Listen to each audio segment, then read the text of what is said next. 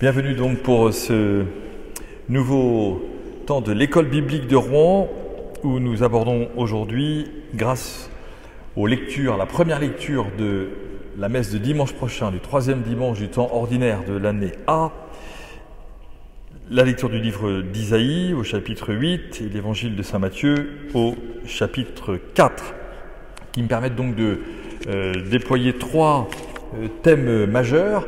Le premier étant la Galilée, la deuxième, les synagogues au temps de Jésus, et la troisième, les premiers apôtres. Alors essayons d'entrer, ça m'a semblé important de temps en temps de ne pas avoir immédiatement des visées théologiques, mais de comprendre de mieux en mieux ce que signifie la venue de Jésus sur la terre et pourquoi sa venue sur la terre, il est bon qu'elle ne se soit pas faite à Lutèce ou même à Rome, mais que, étonnamment, ce lieu de la Galilée est absolument essentiel pour saisir la vocation de Jésus, mais aussi la vocation du peuple juif et aussi un certain nombre d'éléments majeurs sur ce qu'est notre monde aujourd'hui et ce qu'est l'Église. Alors arrêtons-nous juste quelques instants sur l'origine de ce mot Galilée. Le mot Galilée, il vient d'une racine, Galil, qui veut dire en hébreu le gond. Vous savez, le gond d'une porte, le gond qui tient, qui fait tenir la porte. Mais il y a, comme ces mots sont très très anciens, il y a donc une autre traduction de ce mot de Galil qui est un anneau. Alors on comprend qu'il y a quelque chose qui tourne autour, bon, et qu'il y a peut-être un axe, mais il n'y a pas de centre. Alors déjà, on va faire un peu de mathématiques, moi j'y connais rien, mais enfin en tout cas il n'y a pas de centre dans cet anneau, vous voyez, bon. Ou alors ce qu'on peut comprendre, c'est que cet anneau de la Galilée est décalé par rapport au centre, parce que notamment le centre, si ça avait dû être pour Israël, ça aurait dû être Jérusalem. Or, ça n'est pas Jérusalem, ça n'est pas le centre. Bon.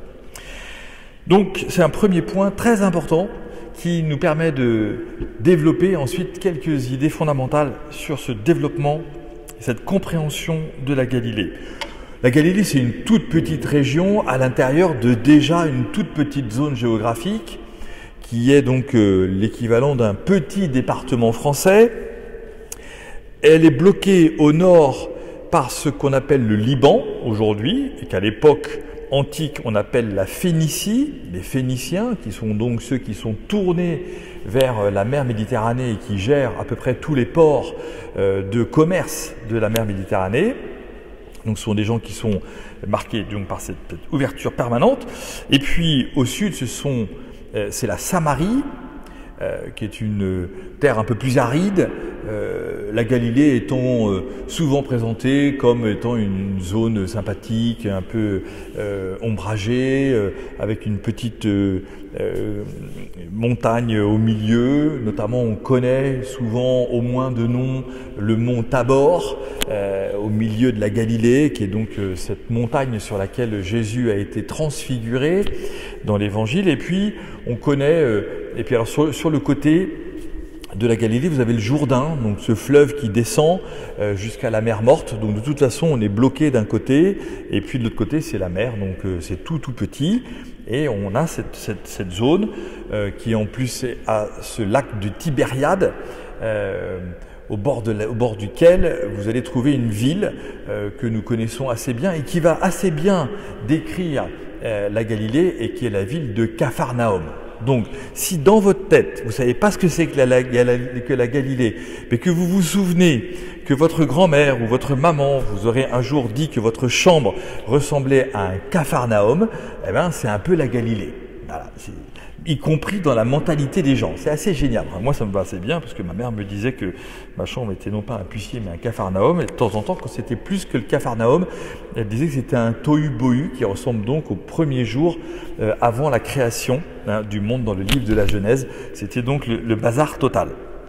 Alors, dans cette région de la Galilée, eh bien, nous trouvons une présence des Hébreux, en gros, avant le premier millénaire, qui va se réunir autour de Josué. Mais ce que nous découvrons, c'est qu'en l'espace de quelques lignes, l'histoire de la Galilée montre que c'est véritablement un axe, un anneau qui est pris, repris, envahi, détruit, redétruit, reconstruit, re-envahi.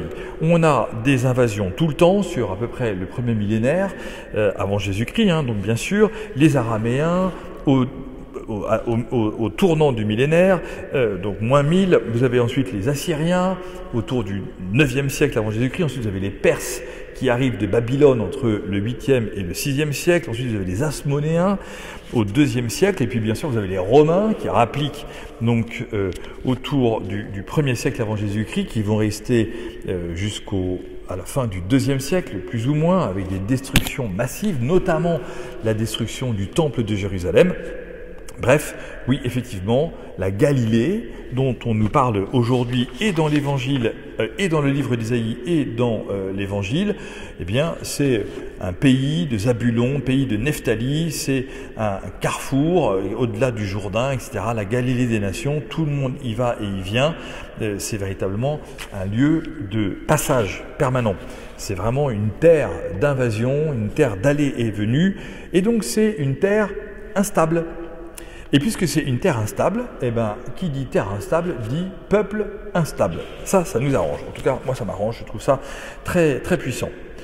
À l'époque de Jésus, ce peuple des Galiléens est véritablement considéré comme un petit peuple, presque un sous-peuple, si on peut dire ainsi, même si l'expression est très laide.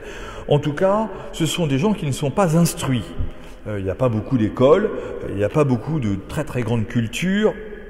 Et puis, parce que ces gens ne s'intéressent à rien de la politique mondiale, en même temps il faut dire que depuis 1000 ans, ils sont fracassés tous les 100 ans ou tous les 200 ans, donc ils disent bon, on va attendre le prochain qui rapplique, c'est donc un peuple qui va rester, ou une tribu si vous voulez dire, un petit peuple, ils ne sont pas très nombreux, qui va rester assez en dehors des contingences politiques de chaque époque. Parce qu'en fait, ils vont essayer de s'en sortir à chaque fois. Quand tous les 100 ans ou 200 ans, vous avez une attaque majeure qui vient détruire tout ce que vous faites, vous allez apprendre à essayer de discuter avec l'envahisseur. Et donc, il y a une espèce de gêne chez les Galiléens qui disent « bon, on va d'abord discuter, on va voir avant qu'ils ne détruisent tout ». Et puis, bien sûr, comme donc c'est un peuple désordonné, il est très en dehors de ses influences, notamment à l'époque de Jésus, des Romains, de ces rois qui sont des collaborateurs. Mais bien sûr, à l'intérieur d'un peuple désordonné, vous avez des encore plus désordonnés. Cela, il nous intéresse beaucoup parce que ce sont les zélotes, ceux qui sont pleins de zèle. Donc ceux-là, c'est les bulldozers, ils explosent tout toute la journée et dès qu'ils peuvent gueuler, tuer un roi, un prince, hurler plus fort que tout le monde, ils vont hurler. Et donc ce sont à l'intérieur du peuple désordonné les indociles, les révoltés. Mais ce que nous savons pour la Galilée, c'est qu'autour du lac de Tibériade, qui est donc ce petit lac à la frontière avec la Jordanie actuelle, vous voyez, il va y avoir une grande transformation autour de plus 135, qui va être que cette zone va devenir une zone d'études bibliques extrêmement importante, puisqu'il y a une grande école autour de Jérusalem qui va être détruite à partir de l'an 70, Et donc cette école rabbinique, on en parlera tout à l'heure un tout petit peu, va être finalement accueillie au bord du lac de Tibériade.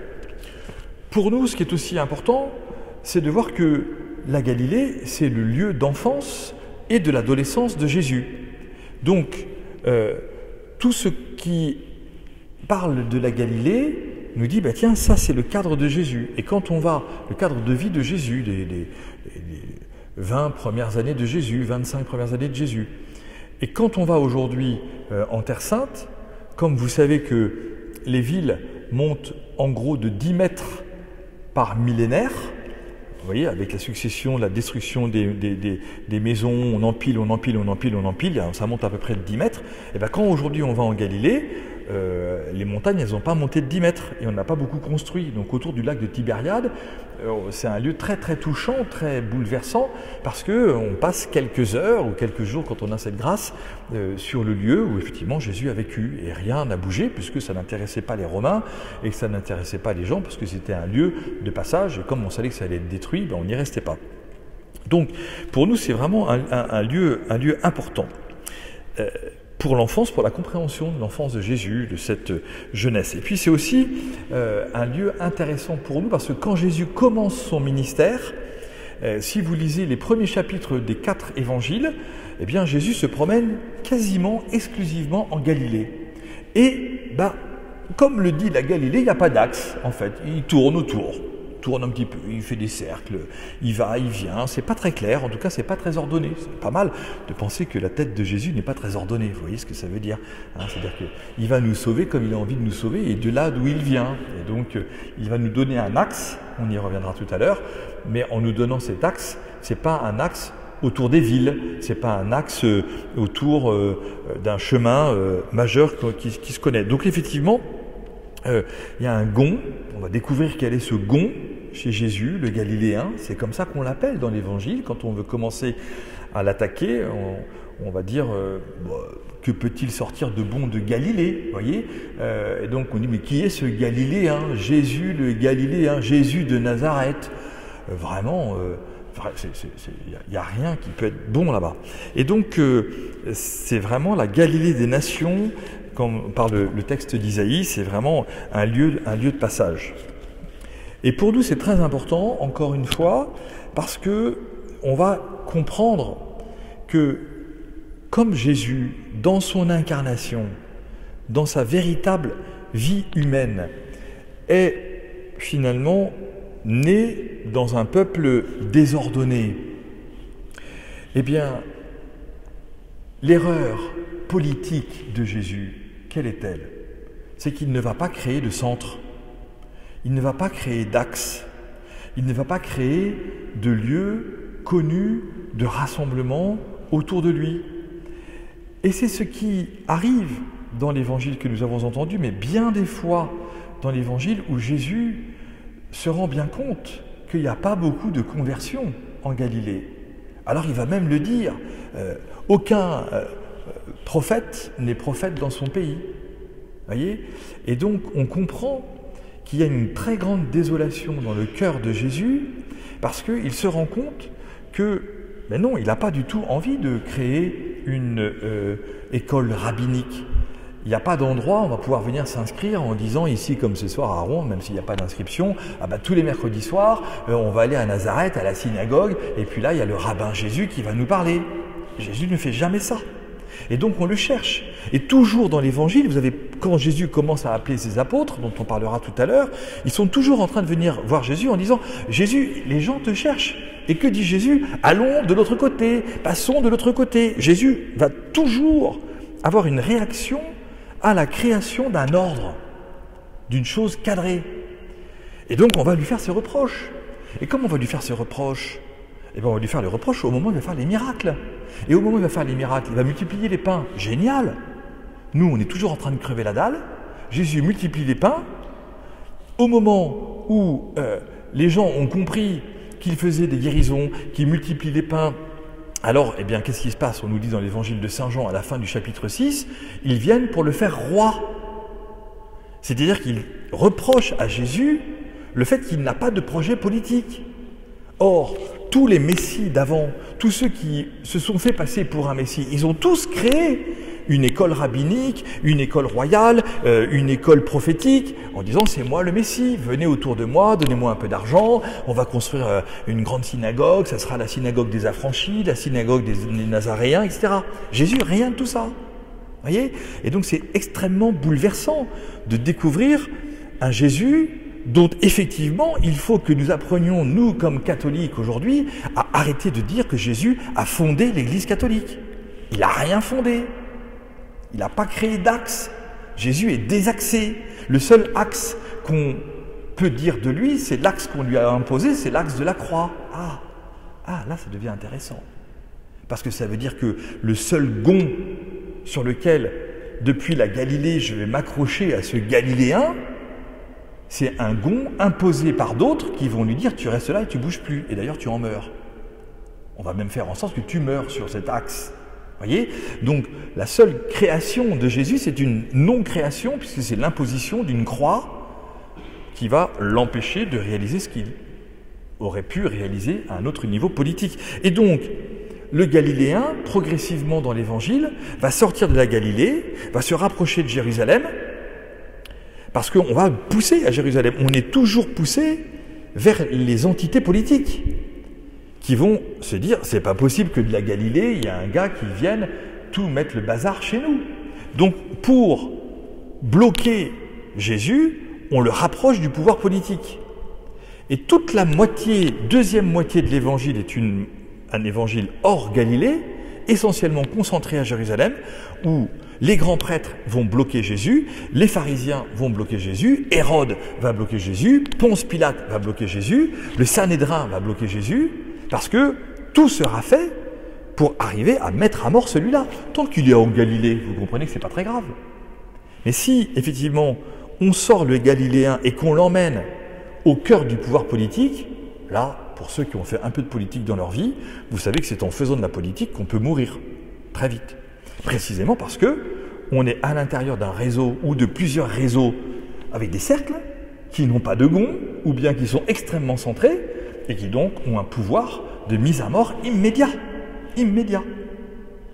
Et donc, le Galiléen, puisqu'il n'a pas créé de cercle d'influence autour de lui, objectivement, les pauvres pêcheurs de Tibériade, vous imaginez les pêcheurs de Tibériade, hein, si vous avez déjà un peu voyagé dans le monde, je ne sais pas quoi, ou même en France, voyez, vous allez prendre, je ne veux pas dire de nom parce que sinon on va me dire que je suis je ne sais pas quoi, mais enfin,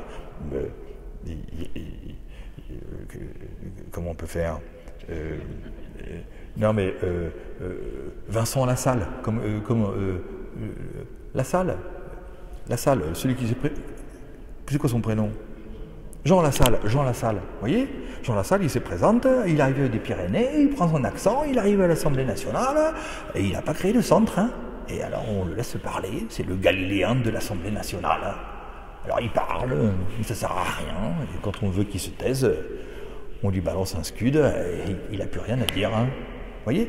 Bon, et la politique, c'est ça. Bon, alors la politique, donc les politiciens, depuis toujours, hein, ils sont très très forts, donc ils amènent celui qu'ils ont envie d'assassiner au cœur, et ils l'assassinent. Bam. D'accord? Et donc, finalement, on comprend que il n'y a personne qui a envie d'être attiré par un pouvoir aussi destructeur. Et Jésus lui-même va être bloqué par cela. Tu n'aurais pas ce pouvoir s'il ne t'avait été donné par Dieu. Hérode, Caïphe, tout le monde se tait, tout le monde est stupéfait par ce Galiléen. Mais finalement, il n'est pas très dangereux, mais on ne va pas perdre beaucoup de temps avec lui, donc on le crucifie. Comme les Romains sont assez faciles dans la mise à mort, crucifiez-le vous-même, c'est automatique. Et donc on prend une croix et c'est mort, c'est fini. D'accord? Et donc pour nous c'est intéressant parce que ça veut dire que l'absence totale de projet politique de la part de Jésus montre qu'il y a un autre projet. Et c'est toujours extrêmement difficile, dans le monde dans lequel on est, de se dire mais il y a quand même bien un projet politique. Là, il y a quelque chose. Eh ben non, il n'y a pas de projet politique. Et donc finalement, Jésus va souffrir de voir qu'il n'y a pas de réponse à l'appel de Dieu depuis la Galilée, et qu'en plus, il le sait, poussé vers Jérusalem, c'est pas le pouvoir politique qui croit en Dieu. Et donc, puisque ce pouvoir politique ne croit pas en Dieu, ce pouvoir politique va tuer Dieu. Et donc, l'enjeu politique, c'est la mise à mort divine. Donc, progressivement, ce Jésus bloqué va se trouver dans des embuscades permanentes. On veut le faire roi à cause de ces miracles. On ne voudra pas le faire roi à cause de, précisément, ces projets politiques qui n'existent pas. Donc oui, en fait, la Galilée, on comprend que c'est un peu comme notre monde. Il n'y a pas beaucoup de conversions. Vous avez peut-être vu une émission hier, j'en ai vu quelques images, de l'archevêque de Lyon, le monseigneur de Germay, qui dit, en fait, notre Église, elle fait plein de premières communions et pas beaucoup de conversions.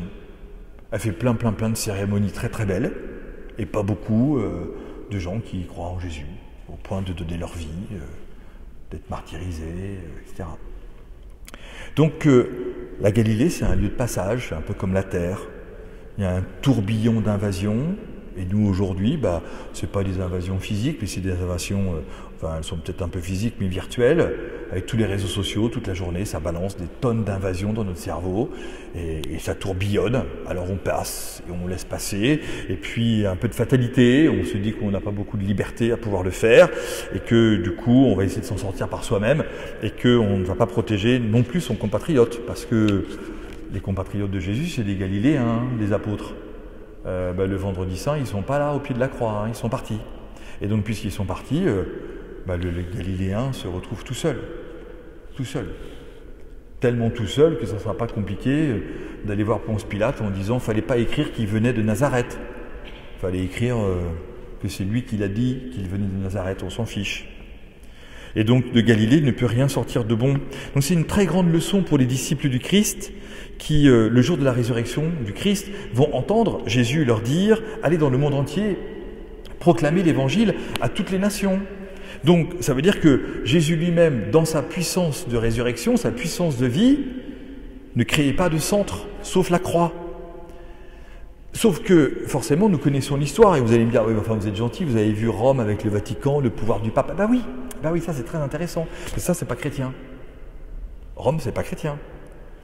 C'est l'effondrement de l'Empire romain, en 470 à peu près, 476, avec le dernier empereur, Romulus Augustule, qui effectivement vont faire que le pouvoir des papes, les évêques de Rome, vont grandir. Et vous savez que c'est très intéressant.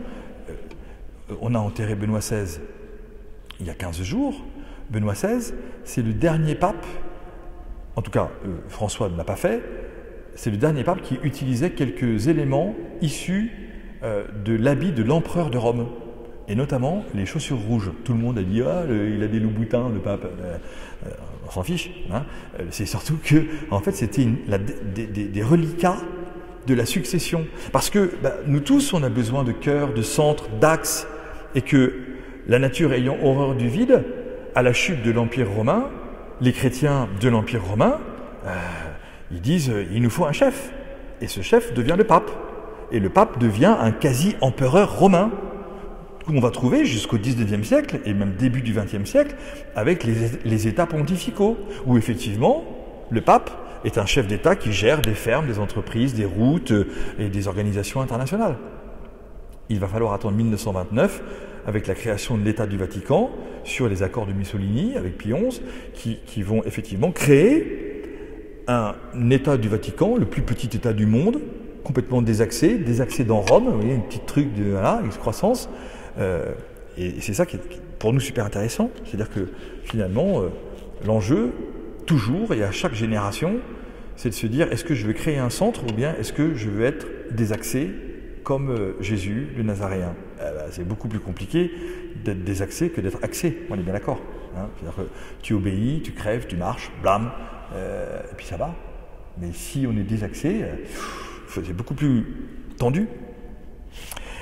Alors on comprend, je voudrais m'arrêter ici pour ce premier grand chapitre, les deux autres seront beaucoup plus courts, rassurez-vous.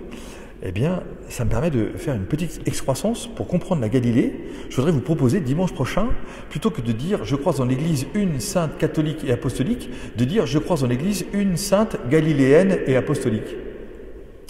Parce que effectivement, catholique, vous savez que ça ne veut pas dire romain. Quand on dit catholique, c'est le mot grec, katholikos, qui se traduit en latin universalis. D'ailleurs, les protestants, qui n'aiment pas les catholiques, disent « je crois en l'Église une sainte universelle et apostolique ». C'est dommage, c'est le même mot. Alors, très bien, moi je leur propose à chaque fois de dire le credo en grec, mais ils ne veulent pas. Bon, alors je le dirai en latin pour dire universalis avec eux, mais ils ne veulent pas non plus. Bon, alors en tout cas, ça veut dire, au-delà de ce petit trait, ça veut dire qu'effectivement, la Galilée, ce pays de Jésus, en fait, c'est la nature de l'Église. Et la nature de l'Église, c'est d'être la Galilée des nations. Ça vient de partout. C'est complètement désaxé. Il n'y a pas un mec pareil dans cette Église. Et à chaque fois qu'on a voulu mettre de l'ordre en faisant cocher les cases aux gens, en disant « t'as communié ? T'as été confirmé ? tu as renouvelé, tu as fait ton baptême, tu t'es confessé, rédit en faisant de la morale. Et on a réduit l'Église à un axe de valeur. Et quand les gens aujourd'hui qui ne connaissent pas le Christ veulent nous dire c'est quoi les catholiques, eh ben on répond par c'est de la morale. Et du coup, on se trompe, ou en tout cas, on les trompe, peut-être qu'on se trompe nous-mêmes, mais en tout cas, on les trompe en leur répondant bah Jésus, c'est l'amour, les valeurs. Bah non, Jésus, c'est la personne qui donne sa vie pour toi, qui meurt pour toi, sur le seul axe qu'il a décidé d'accepter, contre nature, pour te sauver. Donc toi, tu es complètement désaxé et il rejoint ton désaxage en permanence à partir de l'axe. C'est tout. Ça, c'est l'Église catholique. Et quand nous proposons autre chose de l'Église catholique à nos contemporains ou à ceux qu'on rencontre, eh ben, on est sûr de se planter. Quand l'Église catholique ne parle pas de Jésus-Christ crucifié, elle va parler des valeurs. C'est obligatoire. Le glissement est absolument naturel. C'est facile. Je ne vais pas ennuyer mes amis. Je ne vais pas leur faire des trucs. Moi, aujourd'hui, j'ai reçu une magnifique invitation pour le pot de départ du préfet de Normandie qui est nommé par le président de la République en Occitanie. Je lui ai répondu, monsieur le préfet, je ne serai pas parmi vous, mais je prie pour vous. Et je ne lui ai pas fait un petit truc de valeur en disant blabla, tout va bien dans le meilleur des mondes. Non, je vous assure de tous mes vœux pour votre mission et mes prières pour votre personne. Voilà. Bon, après... De toute façon, il sait que je suis désaxé, lui aussi peut-être un peu, donc tout va bien. Voyez ? Et donc, de quoi avons-nous peur ? Pourquoi est-ce qu'on veut toujours se remettre dans le droit chemin alors que rien n'est droit dans notre vie ? D'accord ? Et que le Galiléen vient nous chercher dans le désaxage complet de notre existence. Donc, véritablement, l'Église, c'est la Galilée, c'est un peuple désordonné, on n'est pas obéissant, on est rebelle, on fait des péchés, il n'y a jamais rien qui va, on est toujours tordu. Eh ben oui, eh ben oui. Et ben voilà notre humanité. Et ben de cette humanité rebelle, c'est là que Dieu vient nous sauver. L'enjeu est donc un enjeu spirituel, ecclésial absolument fondamental. On est aussi généreux, on est aussi accueillant, on est prêt à partir tout de suite. Seigneur, j'irai avec toi à l'autre bout du monde. Oui, mais laisse-moi enterrer mon père. Bon, bah reste chez toi, puis tout ira bien. Hein. Voilà, si tu es déjà en train de mettre un axe sur le désaxage que tu me proposes, Seigneur, mais vraiment, avec toi, je partirai à l'autre bout du monde. Le Fils de l'homme n'a pas d'endroit où reposer la tête. J'ai pas d'oreiller, mec. Tu es prêt à vivre une vie sans oreiller ? Je vais demander à maman. Bah non, reste chez toi. Hein, voilà, c'est bien. Tu fais ce que tu veux, mais pas chez moi. Et donc, effectivement, les disciples, les apôtres, ils vont partir au loin. Ils vont toujours accepter de partir au loin. Et donc, pour moi, c'est une réflexion fondamentale pour notre temps. Parce que Rome n'est plus le centre du monde. Et à chaque fois que on veut remettre les catholiques au centre du monde en disant les catholiques c'est Rome, boum, ça marche pas. Eh ben, ceux qui l'ont compris, c'est Jean 23 et Paul VI. La première chose qu'ils ont fait, en étant cardinaux, c'est d'exploser et le nombre de cardinaux et le nombre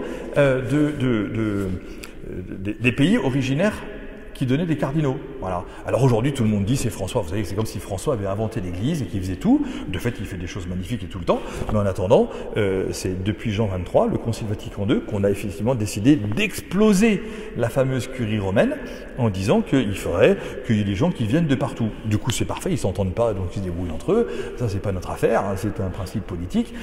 Ne vous occupez pas des affaires des autres, ça sera beaucoup plus tranquille.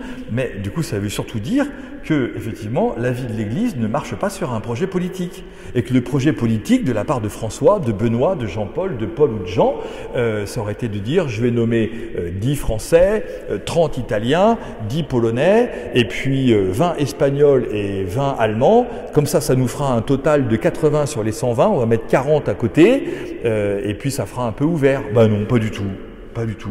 Voilà. Du coup, il n'y a plus qu'un seul cardinal en France. Il n'y en a même plus en Angleterre, ou peut-être un qui se balade en Écosse, qui n'est pas l'Angleterre. Il y en a une dizaine en Italie qui se disent « Mon Dieu, il ne faut pas que je fasse de bêtises, sinon je vais sauter au prochain consistoire. » Et puis voilà. Et puis on aura, dans le prochain conclave à la mort du pape ou à la démission du pape François, eh bien on aura 120 mecs sortis de nulle part. Il faut que je fasse attention à nulle part d'ailleurs, hein, parce que c'est pas, ils sont quand même terriens. Non, mais il y a un cardinal sur les îles Tsonga, par exemple. On n'a jamais vu un cardinal des îles Tsonga. Alors, je me suis dit, mais qu'est-ce qui peut sortir de bon des îles Tsonga? Fais gaffe, parce qu'on a déjà dit ça de Jésus il y a 2000 ans. Alors, pour peu qu'on ait un Tsongien qui parle pas anglais, pas italien, pas allemand, pas français, et qui devienne pape, on va être bien. Ça va devenir intéressant, parce qu'on dit tous les papes sont polyglottes. Non, non, non, ils parlent de Jésus, on s'en fout du polyglotte, d'accord? C'est pas ça le sujet. Le sujet, c'est ce qui nous parle de Jésus-Christ crucifié et qui donne sa vie pour nous et qui nous emmène sur un temps nouveau. Bon, je délire. Donc, en tout cas, le prochain conclave sera galiléen et c'est bien de s'y préparer parce que de toute façon, tous ceux qui vont nous dire ça sera celui-là qui deviendra pape, vous savez déjà qu'il ne sera pas le pape. Deuxième chapitre, très court, sur les synagogues au temps de Jésus. Ça va, vous respirez? Bon, et si vous ne respirez pas, je continue, et moi non plus. Donc les synagogues au temps de Jésus. Alors pour moi, c'était un point important parce que, effectivement, je vous en ai un tout petit peu parlé déjà auparavant, Jésus va à la synagogue parce qu'il est juif, il n'est pas chrétien, il n'y a pas d'église au temps de Jésus. D'accord? Et je ne suis pas sûr que Jésus serait allé à l'église au temps de Jésus. Bon, s'il y avait des églises. Donc il va à la synagogue parce que la synagogue, ce n'est pas un lieu de culte. Très important. Très important. La synagogue, ce n'est pas un lieu de culte. La synagogue, c'est une école. C'est une école. C'est une école où on apprend à lire et où on apprend, parce qu'on sait lire, à écouter la parole de Dieu, l'écriture, et on apprend à la partager. Et donc, dans les synagogues, aujourd'hui comme hier, vous avez parfois une grande salle, pas toujours, mais il y a aussi des synagogues avec plein de petites salles qui sont en fait comme des parloirs où en fait vous avez un rabbin, quelqu'un qui connaît bien la parole de Dieu et qui va parler à 2 ou 3 personnes, pas plus. Et puis parfois ils se rassemblent, mais pas toujours. Et en tout cas pas pour le culte. C'est extrêmement important de voir que Jésus va donc en fait transformer, ou en tout cas utiliser la synagogue comme un lieu pour aller écouter la parole de Dieu. Il est la parole de Dieu. Et puis voilà que la moitié des évangiles nous parle de Jésus qui fait les miracles dans les synagogues. Parce que vous savez que les miracles faits dans les synagogues, qu'est-ce que ça signifie? Ça signifie qu'en fait, les gens, ils allaient à la synagogue le jour du Shabbat, et y compris ceux qui étaient malades. Sauf que les malades ne sont pas tenus par le Shabbat. D'accord? C'est l'évangile d'aujourd'hui. L'homme qui a la main atrophiée, donc il ne peut pas travailler. S'il ne peut pas travailler, il ne peut pas avoir de Shabbat, puisque le Shabbat, c'est le lieu du repos. Or, s'il ne peut pas travailler, il ne se repose pas, lui. Enfin, il est tout le temps en repos. D'accord? Donc, quand Jésus se fait insulter parce qu'il guérit un homme le jour du Shabbat, d'abord, il le guérit sur un jour qui n'est pas un jour de travail, ce qui veut dire qu'il va pouvoir lui rendre, dès le lendemain, la force d'aller travailler sur d'autres jours qui ne sont pas les jours du repos. Et le vendredi d'après, le gars pourra se préparer au Shabbat. Okay? Donc c'est extrêmement important de voir que tous les miracles que Jésus réalise dans les synagogues sont des miracles de réinsertion du juif dans son culte, dans sa manière d'écouter la parole de Dieu. Tous les miracles de la moitié des évangiles dans les synagogues sont pour Jésus des occasions de dire le Shabbat est fait pour l'homme et non pas l'homme pour le Shabbat. Et donc, vous devez retrouver toute votre unité, corps, âme, esprit, pour pouvoir venir dans la synagogue pour prier. Donc il y a un rapport très très fort de Jésus avec la synagogue, qui montre que, cependant, on ne voit pas Jésus aller dans la synagogue de Jérusalem, parce qu'il y a les synagogues à Jérusalem. Il n'y a pas que le temple à Jérusalem, d'accord? Mais Jésus va très souvent au temple, et c'est probablement une volonté presque théologique de montrer que lui qui est le nouveau culte, comme on l'a entendu toute cette semaine dans la lettre aux Hébreux, qui est le nouveau grand prêtre de Melchisédek selon l'ancienne alliance, eh bien voilà que Jésus va au temple et là il va discuter. Parce qu'on a fait de la maison de son père un lieu de bazar et de commerce et non pas un lieu de prière. Alors que, immédiatement après la mort de Jésus, on va retourner dans les synagogues, et notamment on le sait avec le martyre de Saint-Étienne, puisque Saint-Étienne, vous le savez, et on a toutes ces premières diatribes judéo-chrétiennes qui ont lieu dans la synagogue, et donc Étienne va dire « j'ai vu les cieux ouverts », et donc c'est là qu'on va lapider Étienne en le sortant de la synagogue et en le tuant. Donc la synagogue au temps de Jésus, c'est un lieu où on prie et on lit l'Écriture. Le temple, c'est le lieu de la discussion pour Jésus. Et comme Jésus est le nouveau temple, finalement toute la symbolique cultuelle du temple de Jérusalem va être plus ou moins détruite, notamment avec les grandes déclarations de Jean-Baptiste qui dit « Voici l'agneau de Dieu qui enlève le péché du monde ». Incroyable. Vous voyez, un nouveau désaxage. Jean-Baptiste, il n'est pas au cœur de Jérusalem, il n'est pas au temple de Jérusalem, il est dans le Jourdain. Et il dit « Voici l'agneau de Dieu qui enlève le péché du monde ». Et où Jésus va-t-il mourir? En dehors des murs de Jérusalem. Et pas sur l'autel du sacrifice du temple de Jérusalem. Donc même la mort de Jésus, même l'annonce de la mort de Jésus, l'agneau de Dieu qui enlève le péché du monde, le confirme comme étant un Galiléen désordonné, et c'est comme ça qu'il fait l'œuvre de Dieu. Jésus donc nous montre que cette assemblée de la synagogue, qu'il respecte absolument, vous savez que synagogue c'est un mot grec qui essaie de traduire Beth Knesset, l'assemblée dans la maison. Et donc c'est important parce que quand Jésus va nous dire plusieurs fois, quand tu veux prier, tu vas dans ta maison, dans la chambre la plus reculée, et là Dieu te parle, voyez, eh bien il utilise toutes ces images, Beth, la maison, Beth Knesset, l'assemblée de la maison. Eh bien l'assemblée de ta maison, c'est une synagogue, parce que dans ta chambre, tu parles à Dieu, et Dieu te parle. Et donc tu as ce dialogue avec Dieu, que Jésus, lui, a en permanence, et toi, de temps en temps. Ton assemblée, elle est là. Alors la synagogue, vraiment, c'est un lieu d'étude, un peu comme ma chambre. J'ai le livre que je lis le soir, le matin, j'ai les choses qui me sont précieuses. Or, l'étude, c'est précieux. Et grâce à l'étude, je progresse, je m'enracine dans ce lieu de lecture, ce lieu de réflexion. Je prie.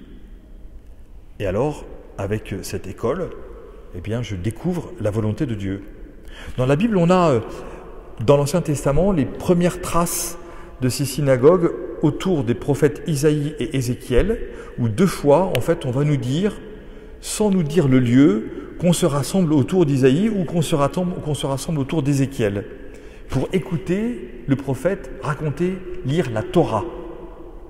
Donc finalement, on comprend cette excroissance que Jésus lui-même va confirmer en disant « Quand 2 ou 3 sont réunis en mon nom, je suis là au milieu d'eux. » Sauf qu'au milieu d'eux, à l'époque des Juifs, c'est la Torah. Et quand on lit la Torah, Dieu est au milieu de nous, l'Immanuel, Dieu avec nous. Donc, vous voyez, tous ces petits détails qui sont extrêmement importants et qui nous permettent de comprendre comment Jésus aime la synagogue parce que c'est le lieu de l'écoute et que dans ce lieu de l'écoute, on ne va pas d'abord commencer à faire le culte. Et c'est ce qu'on retrouve dans la messe, où la première partie de la messe, c'est un temps d'écoute. Ce n'est pas un temps sacrificiel. C'est un lieu où on écoute la parole de Dieu, un lieu où on demande pardon, un lieu où on va chanter la gloire de Dieu. Mais il n'y a pas de culte. Puis il y a un moment où on passe au culte. Parce qu'on considère qu'on a suffisamment écouté et qu'on est prêt à prendre le pain et le vin. Qui n'était pas d'ailleurs ce qui était utilisé au temple de Jérusalem, mais dans les maisons, pour célébrer la Pâque. Donc au temple de Jérusalem, on utilisait l'agneau qu'on égorgeait sur l'autel, mais pas aujourd'hui. Aujourd'hui, on prend le pain et le vin qui deviennent l'agneau, qu'on rompt. Vous voyez tous les symboles magnifiques qui font que quand on était à la messe, on était en plus ici dans cette église Jeanne d'Arc, on est véritablement comme une assemblée, Beth Knesset, et puis on écoute la parole de Dieu, et puis ensuite, eh bien, on rompt le pain et le vin, en disant c'est l'agneau de Dieu qui enlève le péché du monde. Tous les symboles sont rassemblés, réunis autour de la messe pour la célébration précisément de ce qui nous sauve. Alors le Christ, eh bien, dans l'Évangile, nous montre cette adéquation entre lui qui est la parole et l'efficacité de la parole. Jésus lit des miracles, eh bien il les réalise ces miracles. Donc on voit qu'effectivement, il est ce qu'on appellera plus tard, pour lui, de temps en temps, un rabbi. Il y a des gens qui viennent le voir et qui disent « rabbi ». Alors rabbi, je suis allé chercher, je lui dis « tiens, mais ça veut dire quoi, rabbin, en fait ?» Rabbin, en hébreu, ça veut dire « multitude ». Vous voyez? Donc c'est génial, c'est celui qui sait plein de choses. Et donc celui qui sait plein de choses, c'est un peu comme un Galiléen, en fait. Il a été traversé par plein de courants, plein d'idées, plein de groupes. Il parle plein de langues, il est polyglotte de la parole de Dieu. Il a beaucoup appris, il connaît l'Écriture, il enseigne, il transmet. Et voici Jésus, le rabbin, sans synagogue, qui parle toujours. Et quand vous voyagez dans le monde et que vous arrivez dans une chambre d'hôtel, et que vous avez une Bible dans la table de nuit, eh ben, vous pouvez ouvrir cette Bible et dire qu'est-ce que Jésus, le rabbin, va me dire. Je trouve ça extraordinaire. Donc on a véritablement un rapport très fort de Jésus avec la synagogue. Mais troisième chapitre, on a les disciples de Jésus qui arrivent. Qu'est-ce que c'est que ces disciples? Eh bien d'abord, c'est une communauté qui n'est pas généalogique. Ça, c'est complètement incroyable. La meilleure preuve que Jésus n'a pas de projet politique, c'est que l'élection, le choix des 12 apôtres, c'est complètement hétérogène. Donc d'emblée, il va falloir qu'il fasse en sorte que les mecs puissent s'entendre.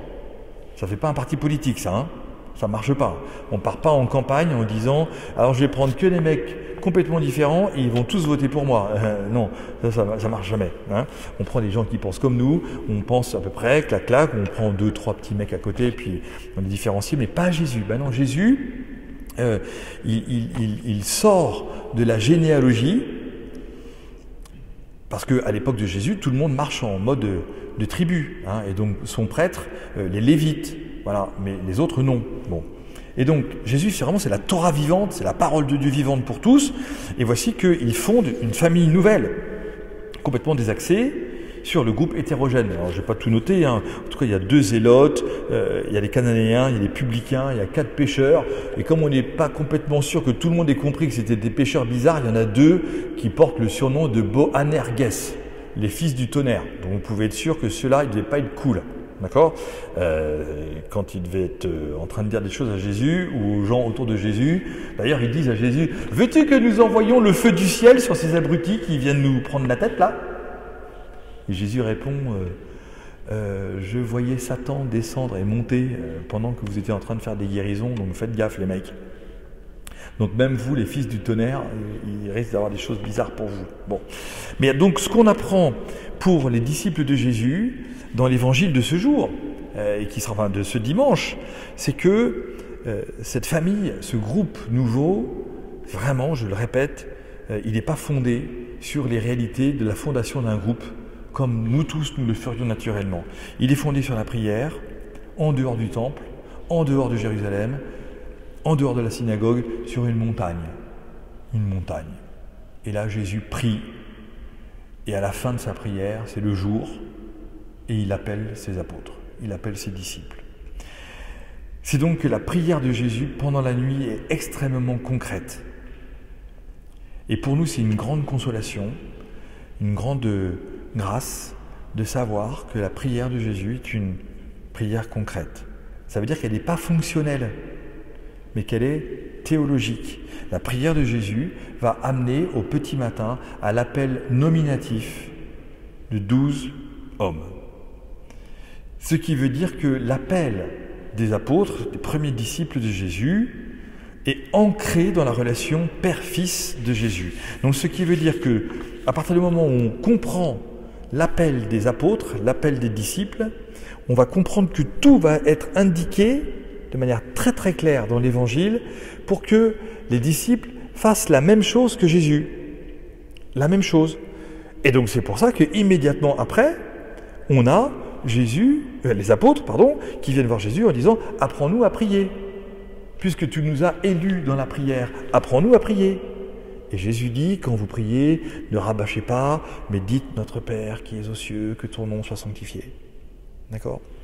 Donc, véritablement, on a quelque chose de très très fort, qui est que depuis, non pas l'appel, mais la prière de Jésus la nuit, pour appeler ses apôtres, tout l'Évangile va essayer de nous montrer un espèce de parallèle strict entre la vie de Jésus et ce que va devenir la vie des apôtres. Immédiatement dans cet évangile, je reprends le texte de ce jour, dernière phrase là, aussitôt laissant leur barque et leur père, c'est exactement comme Jésus, hein, il laisse son père, ils le suivirent. Jésus parcourait toute la Galilée, il enseignait dans les synagogues, proclamait l'évangile du royaume des cieux, guérissait toute maladie et toute infirmité dans le peuple. Qu'est-ce que va dire Jésus le jour de la résurrection ? Allez de toutes les nations, faites des disciples, guérissez-les, baptisez-les au nom du Père, du Fils et du Saint-Esprit, et moi je suis avec vous tous les jours jusqu'à la fin du monde.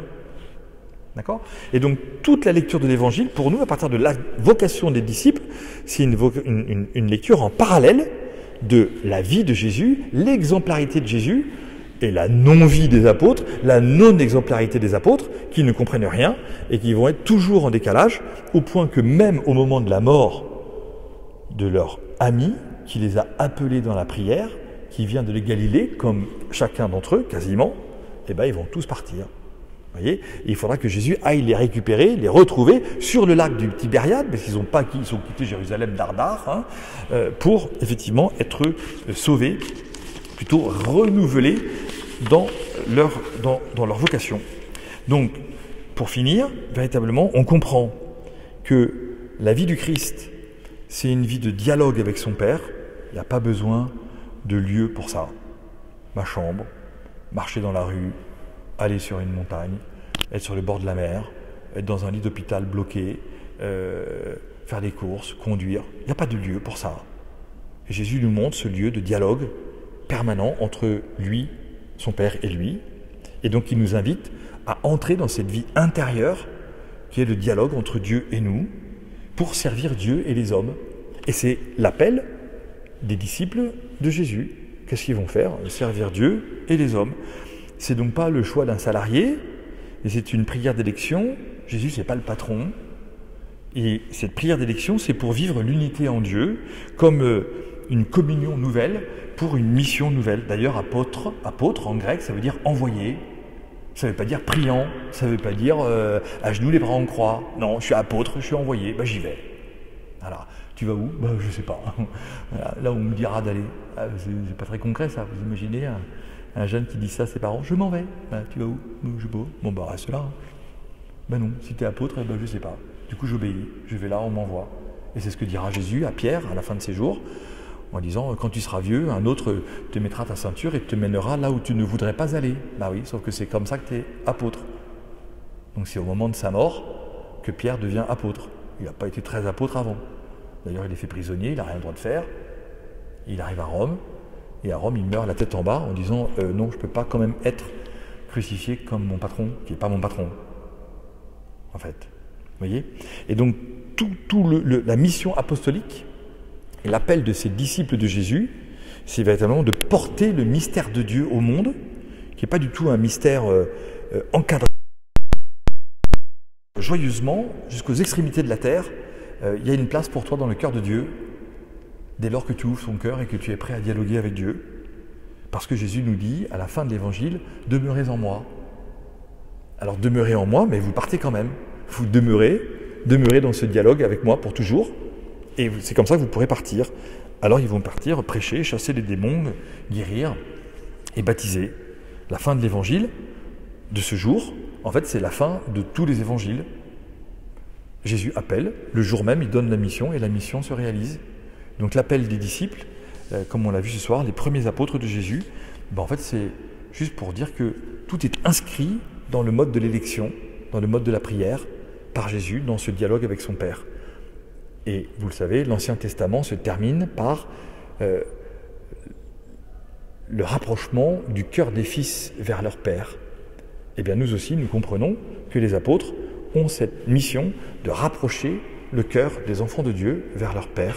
Voici la mission des apôtres, voici ce qu'ils essayent de faire depuis 2000 ans, et qu'à chaque fois qu'ils essayent de dire « c'est comme ça et pas autrement », ils se plantent, et quand ils disent « vas-y, essaye », fais ton dialogue avec Dieu et regarde ce que Dieu va te dire, c'est là qu'effectivement ils sont envoyés. Ils ne sont pas envoyés pour cadrer, ils sont envoyés pour permettre l'éclosion d'une nouvelle parole qui sera celle d'une vocation pour une mission nouvelle. Je vous remercie.